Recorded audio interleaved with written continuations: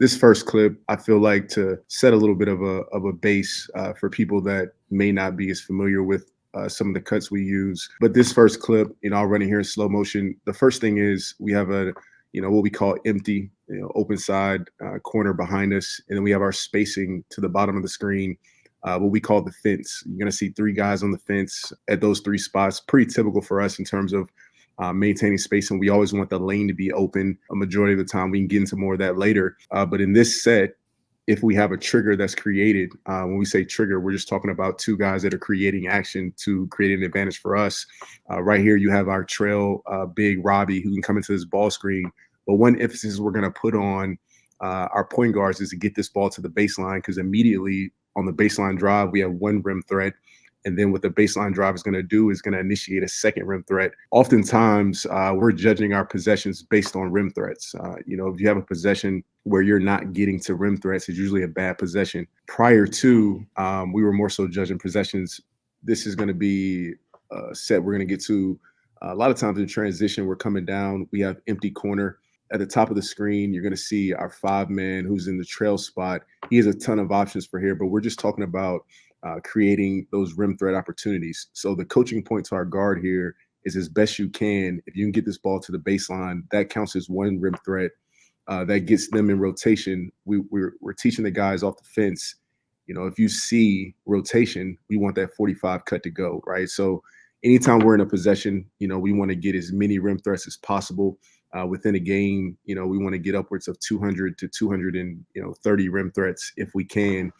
That's a great measure of aggression for our team. Prior to, we were looking at more passes, but I think rim threats is a better gauge if we're being successful, if we're playing with the right mentality. So this is just, again, base level cutting, just so we kind of set the base before we get into some other stuff. So here again, the coaching point here for 24, if we can get this ball to the baseline up top, we see our fence spacing once again. This will be the hot guy. If this ball is able to get to that baseline, we see two guys in a situation where we can create a trigger here. A lot of different things we can get to out of this set. Anytime we can get this ball to the baseline, we send that 45 cut, especially when they're in rotation. Some guys will ask, do I have to go on the 45 cut every single time there's a baseline drive? Usually the answer to that for us is if there's rotation.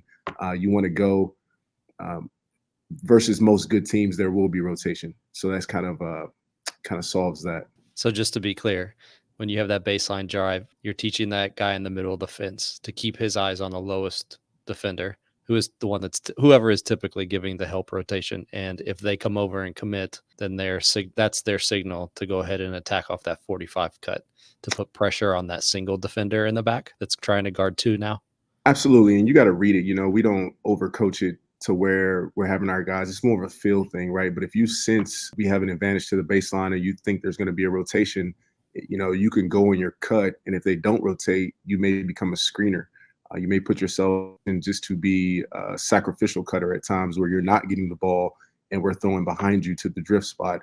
So, we don't overcoach it. We just tell our guys, listen, if the ball gets to the baseline, just understand it's a great opportunity to cut. More often than not, we want to cut. We're not really saying, hey, read this, just kind of go where the ball needs you. If we need you to be a screener, if we need you to be a sacrificial cut, if we need you to cut for a layup, just be in position to be useful, right? And just understand that you're the hot guy in that situation. Again, just going over the basics of cutting, nothing too exciting here, but our other options. So we have the ball gets to the baseline. We want to send the 45 guy off the fence. Then within our offense, everybody's under the same understanding that when the ball gets to the logo, the corners are hot. And again, this is pretty much base level understanding. More often than not, we want the guy in vision of the logo touch and opposite to go. But again, I think with cutting, don't overteach it, right? You can send both corners. In this case, 20 is a better finisher, better cutter. Those two played in high school together. They have a really good feel for the game. But where our center was really good was in this shot fake, creating an advantage. And now we're getting to the logo with our 5, which is beautiful action. There's a ton of triggers we could have gotten to. But anytime we can get this ball to the logo for those corner burns, that's going to put us in a great position. Moving forward, if you want to measure is your team understanding cutting? Are you getting a gauge of, are we playing with the right sort of mentality? One of the markers for that, we want to start to look for opportunities for twins cuts, as we call them. In these dribble at situations, the first two cuts were more so alluding to reacting to penetration, but these are going to be more dribble at situations when we're in our 5 out. And so you see Jabo here is going to dribble at 2. All 2 is deciding is how this defender is playing. In our cutting, there really is, you're more so letting the defense dictate what we're doing. But if they're up and above the line aggressive, we want to cut and get behind them. We don't want to cut into pressure, right? And if they're sloughing, we're going to come get the ball on this DHO handoff. But it's very important that everyone understands that. And just because the guy in front of me cuts does not mean I have to receive the ball as a play behind. So right here, we see 2 going to cut. Right here, we see his positioning. His foot is up. He's working up the line. So then again, Kent knows I can make a twins cut right behind him. We see a twins cut here again. First rim threat on a slip. And then we have another cut. And then as those guys cut, we can get into this later in terms of where they're going to vacate to. We always looking for those ideas or instances of twins cut. Here's a clip from our practice. This was week 2, so we still had a lot to learn, but we knew we were making progress because right here we see a rim threat, and then we see another guy up the line and a guy's willingness to cut behind it. Typically, you catch that second defender being a little bit more aggressive than even the first one typically, right? Absolutely. I think common knowledge would have you say, if the guy ahead of me is cutting, we coach guys to play the next or play behind. And so the defense understands that too. So as an offensive player, a great setup is the guy in front of me cuts, use the defense's aggression at the play behind against them, and we call that twins, and get behind them. But for elite teams, I think for good teams, you see instances of twins cuts. For the really, really good teams, you might see what we call triplet cuts. And so versus a really aggressive team, again, the object of us is just to do what the defense is asking us to do. And our job as coaches is to give our guys the answers based on what the defense is doing. And if we're, what I would say, obedient to the defense in the sense of if they're up the line, we got the answer.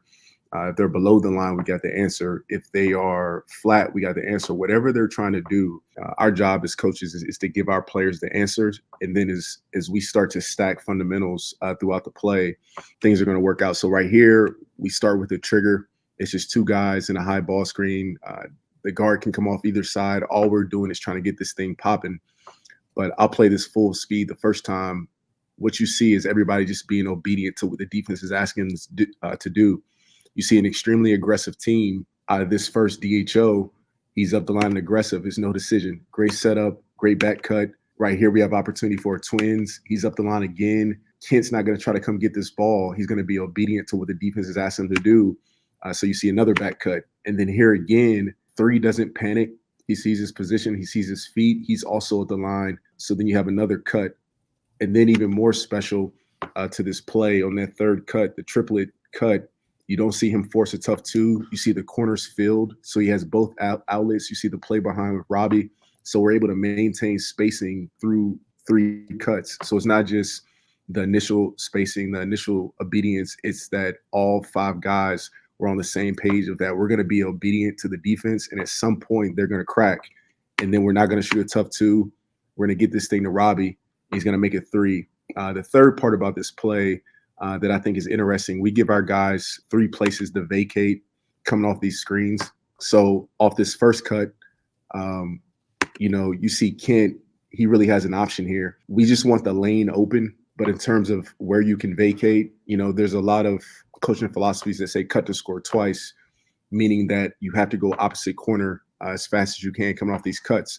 But with Kent, he can go to the cage. We can go exit screen right here and set an exit screen for Kent coming off this pin down. Kent can go opposite corner, especially with your 4s. You want to look at opportunities for them to go to the cage. It's a great position to be. The lane's still open. But right here off his cut, he actually does vacate opposite. And then you see Kent cut, right? He's going to go back same side corner, which ultimately opens up the cut.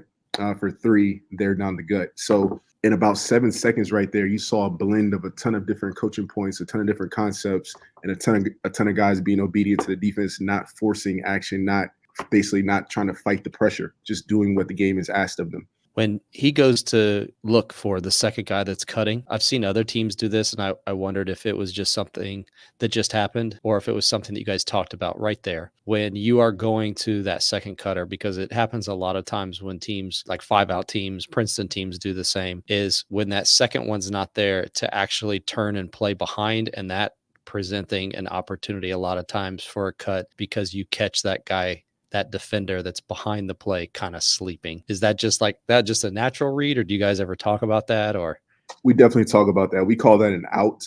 So obviously 3 is waiting to see what flushes out over here. But once he turns to you and make eye contact, you become the live guy. And then another point, Kent has the freedom here to finish his cut. He can go to the cage. He can bite the cut, which is what he does, and replace himself back to the corner. But then this guy has those same options. But again, you have options on the second part of the cut. That's how you finish in terms of I'm going to go cage. I'm going to bite my cut, replace myself. I'm going to cut all the way through. I'm going to come off the exit screen to the corner. All that you decide. But in terms of your initial cut on eye contact from the 5, the defense is telling us what to do, right? So all 3 is looking at once he make eye contact with me, I understand how I'm being guarded. That tells me my cut.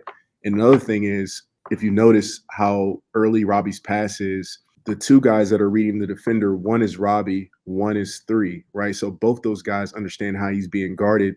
If our 5 doesn't understand how he's being guarded, well, this pass is late. And if our 3 doesn't understand how he's being guarded, he throws this pass, and now he's coming for a handoff, so they're not on the same page. So anytime we're in these DHO situations, particularly against pressure, both those guys have to understand how they're being guarded so that this pass is on time. But to answer your question, it's more the eye contact and understanding that once the 5 is looking at me or dribbling at me, I become live. and I would assume too, there's also a element of alignment and spacing and keeping space that determines whether or not I keep my cut going through. Like the baseline cut could have kept going to the other side, but then you're going to end up with 4 people on that side of the basket. But by Yeah. recognizing that there's already a filled side over there, spacing back out to the corner allowed that cut to happen right down the center. Yeah, and sometimes again we don't overcoach that part. As terms of where guys finish their cuts, they're going to get a feel for that. But let's say he did if we run this back, let's say Kent does finish his cut. What's going to happen is this fence is just going to shift up. Maybe Kent goes to the cage, but then there becomes a premium on finishing and playing off 2 feet. And there is an occasional in the randomness of our cutting, and I should say in the randomness of how we finish our cutting, there will be the occasional time where spacing's not ideal during the cut, but that's why you watch film with your guys and you teach them how to respace. But more often than not, I think you get more benefits from the randomness than you do from trying to structure it. So say, hey, Kent, because there's 3 guys over here, you can't go through. And it becomes like this rigid thing as opposed to, hey, man, like when you cut, just find where Figure it out. Yeah, find where the ball needs you. If you want to go to the cage because you're a 4 and a great rebounder, finish your cut to the cage. If you want to bite this cut, come back out same side. If you want to flush it through, and we'll shift the fence up. The fence being these 3 guys, so 1, 2, and 3. If he's going on his cut, Kent would have finished his cut, then we just shift him up. We shift him up to the 45, and then he would finish his cut to this corner or this cage. But again, we're not going to overcoach that part of it. It'll figure itself out, right? But he obviously makes the right play here, but we would have not yelled at him if he would have continued through. So then, again, you're gauging your team based on cutting, especially progress. So for us, this was, I think, week 3, we had been teaching cutting. But once we start seeing triples, appear in our practice, we know our guys are starting to get a feel for it. So right here, our 5 has the ball. We just had a initial rim threat right here on the roll. Again, we want to try to get 3 to 4 rim threats of possession. And then you see our 5 right here. Kamani has a couple options. He can come for the DHO. He could slash cut this and get out opposite, or he could play split right here with this guy, Merritt. So he's trying to play split. The defense isn't in perfect position for that. So he's more looking to screen his own. But eventually he goes on this slip cut, which is another rim threat. And now again, we want to be obedient to the defense. So this guy being a freshman, for him to recognize this guy up the line and for him to make the proper read, then as we're coming out this backside, again, they're up the line and aggressive. Our 5 is making eye contact, and that's a great play. Both guys understand how they're being guarded, and you see both guys finish their cut opposite on that particular play, but where he gets a foul at the rim. So when we start seeing that, instances of that, we're obviously going to be encouraged. To get to our cutting, here's a clip. Again, probably my favorite trigger. It's going to be an alley screen where we're sending the ball to the outside. From here, probably one of the reasons it's my favorite is because our 5 has a lot of decisions he can do in this, where he can roll to the basket, which creates a rim threat, and then we would, push and pull in that instance. Another thing he can do is pop, where we get the slash cut, which is going to be another rim threat. So with that alley screen, a great trigger to start a possession, especially if you're wanting to get cuts and rim threats. And now on this pop from Robbie, we have the opportunity to play at 1, what we call. So you have your initial rim threat, and now we're going to go DHO here. There's going to be a ton of space below 3 down here, and these guys are making eye contact, and now they're just basically going to be obedient to what the defense is asking them to do. And where this is elite, I would say if you count the rim threats, you have the slash cut. But if you notice off the fence, as this fence is reshaping at the top side of the floor, we get this back cut, which counts as a baseline attack. If you remember how we were talking earlier on any baseline attack, particularly off the drive, we want to have that 45. This is a baseline attack off the pass, which causes a rotation, and you see this 45 cut en route. So that's really high level. That's guys that really have understanding of what we're trying to get to. We talked about penetrating baseline to get a rotation, and then how to cut off that, logo touches, cutting off that, and then some of the 5-out dribble at cuts. The phase beyond that is going to be cutting off of our seam passes. They do this a ton in the NBA. We'll show a ton of NBA film to our guys. They see the best players in the world doing it. It's a great way to instill belief in what we're trying to do beyond us as coaches just asking them to do it. But here you see LeBron coming off AD, and they're in a drop. I think in today's game, as much as people are dropping, you have to be able to get this ball to the seam. And all we're talking about through the seam is this little gap, pocket, if you will, in between the drop, right? So we're going to roll into this pocket. And now from here, we're basically playing 4-on-3. But I love the idea of cutting to see this seam pass, which if you take it back to the beginning, we're playing this seam as a logo touch. So anytime the ball gets to the logo, we treat this the same as we would a drive to the logo, and we're going to burn this corner. And just like we talked about before, we would like it to be opposite corner, the guy that's in his vision, but we're not going to overcoach it. At times it could be this corner, but that pass to the seam, especially out of the alley, we're going to count that as a logo touch. And then, we're going to burn the corner on that, the same as we would a drive to the logo. When it gets the drop, this could be very effective. But also if they get aggressive and up the floor and we're able to get kind of behind it. So here again, same concept. You have Jokic twisting this, and he's going to get this ball to the seam coming off. And like we talked about, we give our guys ideas about where they can vacate after their cuts. So we're not going to overcoach that. You can cut opposite. You can bite the cut, come back same corner, or a great spot to be in, especially when you're playing double bigs or 2 bigs is the cage. Because the cage essentially makes that corner burn a little bit shorter. So right here, you see a guy in the cage, which still leaves the paint open. So as we throw this to the seam to Jokic, right, this guy being in the cage is not going to affect spacing, especially when you have other guys understand. But here, this guy, he can, he's in vision. This is a logo touch. This guy fully commits, so he stays out, but we have no problem with him burning and cutting off that logo as well. So just understanding that whether it's a drive to the logo or it's that pass to the seam to the logo, having those corners ready to go. So here's a clip from last year. You see over here, we got Finch spacing right here. It's a little close here, but this is an older player. He's pointing to the shooter, telling the shooter to go corner. In the event that this ball gets to the baseline, that's going to make him the 45 guy. And that's, next level stuff and understanding. But, for younger teams, this guy was slide corner and we just let him be 45 cut. But these guys are a little older. Once he doesn't once he realizes that he's not going to the corner, they get the spacing right here, and we're watching this trigger play out over here. He's obviously ready to go if it gets baseline. If we throw this ball to the seam, we're going to send our, corner cut for the logo touch. So everybody's kind of keyed in on that.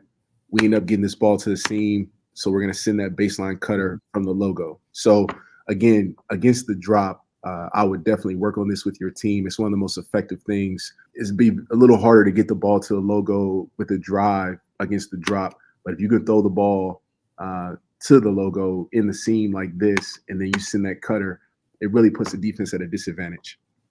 And then lastly here, the question becomes with our team, if they throw to the seam, okay, coming off this, if they get this ball to the seam through the logo, does the corner guy have to go?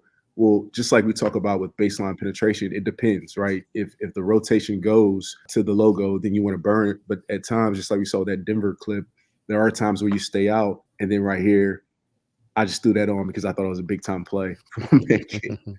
But clearly, getting that ball to the seam is going to be pretty effective, especially against the drop or playing to your talent. So again, we talked about vacating screens and not overcoaching that. I guess when I initially learned cutting, it was this idea of cutting the score twice. So whenever I cut, I had to vacate opposite.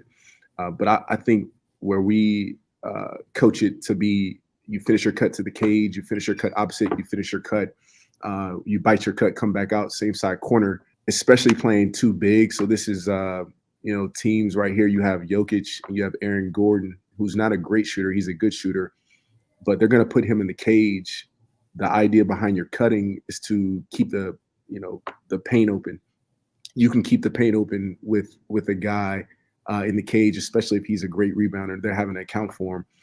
So right here, we have Jokic, who's going to try to get to this seam, and they're going to throw it to him. And remember, the seam catch is the same thing as a logo drive.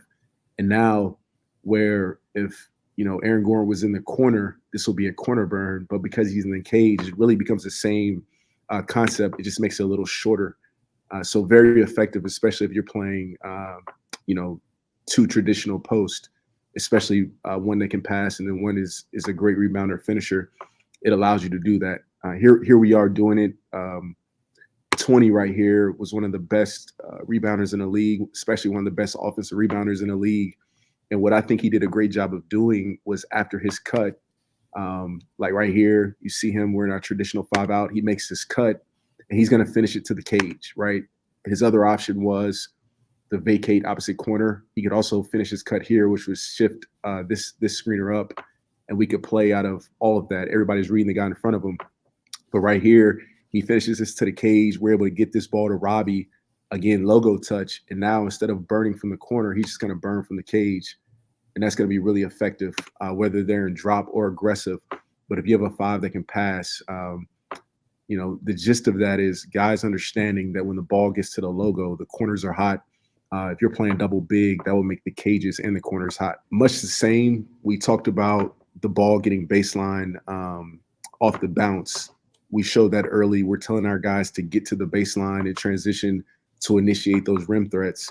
It works the same. We talked about the seam, getting the ball to the seam, coming off the middle to the logo, but it's no different than getting the ball to the baseline. So anything to the baseline that causes a rotation is going to initiate the 45 cut. So if we drop right here, if he were to reject this, that would initiate the 45. If he comes off this ball screen and makes this pocket pass, this guy's got to be en route as that ball's en route. But we love this low pick and roll. And as you can see, as this ball's en route, there, our 45's going.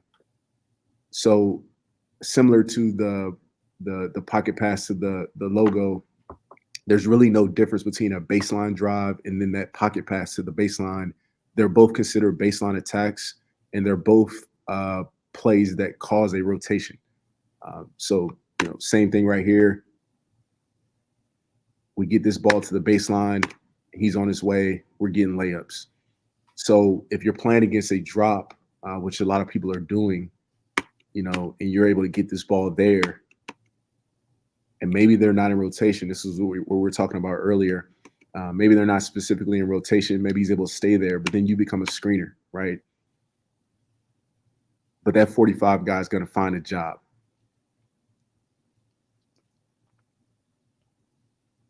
And now when you get really good, anticipation in your cutting. So here he's reading, he sees his pocket open, he sees his space, he's anticipating that this ball goes to the pocket, which counts as a baseline attack, which ultimately is going to cause him to rotate. And even though that ball doesn't go, right, he's still on his way on the 45. And he became an elite finisher, a guy that was amongst the top in the country with passing. And if you want to blend this all together, right here, we're coming off a snake cut, which also counts as a baseline attack. The 45 goes on a little bit of a sacrificial cut, and we get to throw behind off that. So I think the takeaway there is, do your guys understand spacing and when to cut and when they're the hot guy? And lastly, sort of to conclude all this with the cutting, you don't want to overcorrect it. We're not going to, the only thing we're going to correct a ton is that we're being obedient to what the defense is asking us to do. If they're up the line, we want to get below them. If they're back, we want to come off those handoffs. But like right here, for instance, on this drive, he's going towards the logo, so that would initiate the corner. But you could also deem this as a baseline drive, right? Depending kind of where the ball is. So we have two cutters go.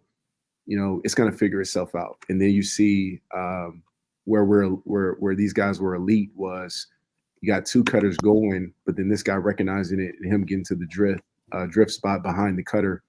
So just an elite team. You don't want to overcoach it. You want to kind of let it figure itself out.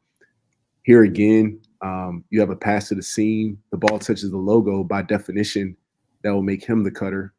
But this guy was an elite cutter. He makes the play on the cut. This guy replaces him. Not a big deal. Don't want to overcoach it as long as guys have a general understanding of what we're trying to do. I'm so glad the timing of this, because I just spent the last couple of days putting together a video edit over top of the Coach Josh Shirts podcast that he did with us, and I will make sure to link that down on the bottom. But the reason I mention that is because there was a lot of stuff that I saw, because I watched a lot of clips from Indiana State over the last about 72 hours. More of it makes sense in regards to, on the episode, he talked a lot about the drive-in space, conceptual offense aspect of things, but didn't talk a lot about the cutting. But now you can see how the cutting creates even more opportunities.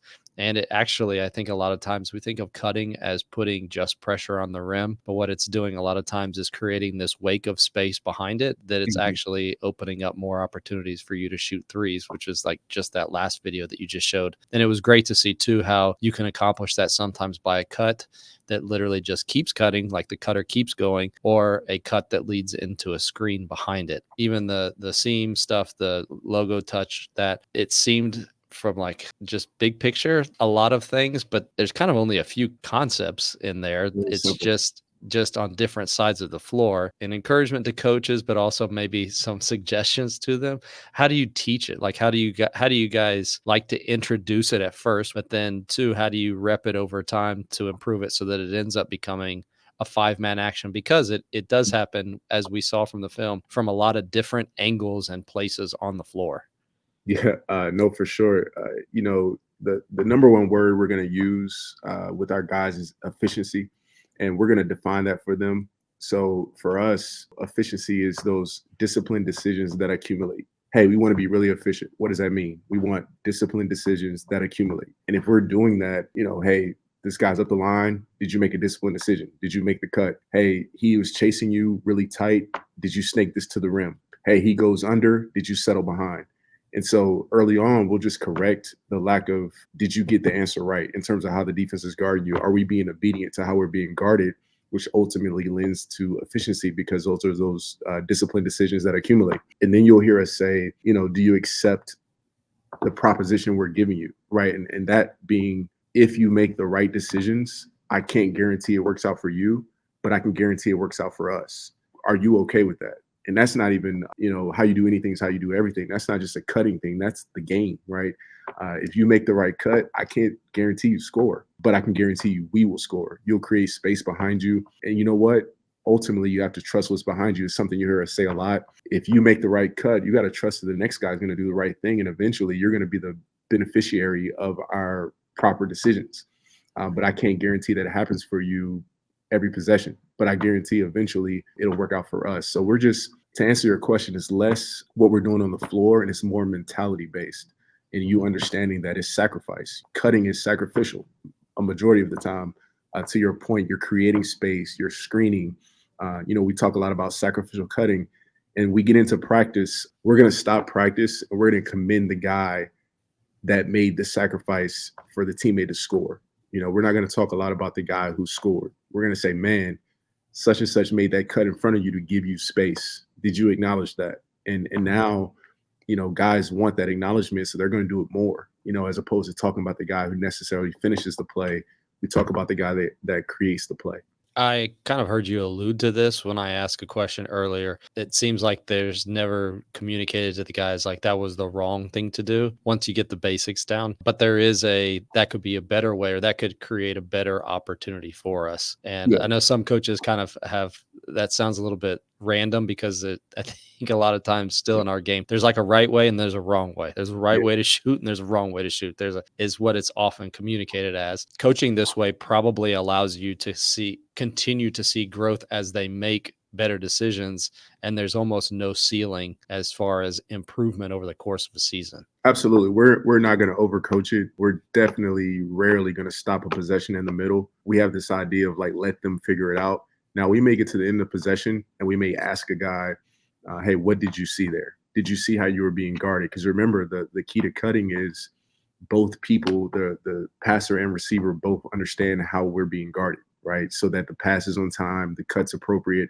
But there's really, there's probably 3 reasons why you don't cut well: mindset, heart set, or lack of information. And so we always make the assumption that it's lack of information, and we could help with that with film sessions in the office, pulling guys aside at practice and giving them more information to make sure they understand what they're doing. The mindset component would just be, are you trusting of what we're trying to do? Are you trusting that if I cut, kind of how we were talking earlier, that my sacrifice this time, the next time I'll be the beneficiary of someone else's sacrifice? That goes back to the proposition, right? Can't guarantee it works out for you, but I can guarantee it works out for us. And the third part would just be heart set. Are you bought into the mission, which is a little bit against some of what they're being given and taught by today's world of it's about you and you got to score and you got to come off this ball screen and get into your bag. It's like, no, you got to cut for a brother. You got to sacrifice. You got to be a sacrificial guy. You have to do what's right for our team and agree to the proposition and agree to efficiency, which is disciplined decisions that accumulate. And if you do that, we're going to be fine. In practice, let them figure it out. Let them figure it out and then pull them in for film after, and we can break it all down and we can make sure they have enough information to be successful.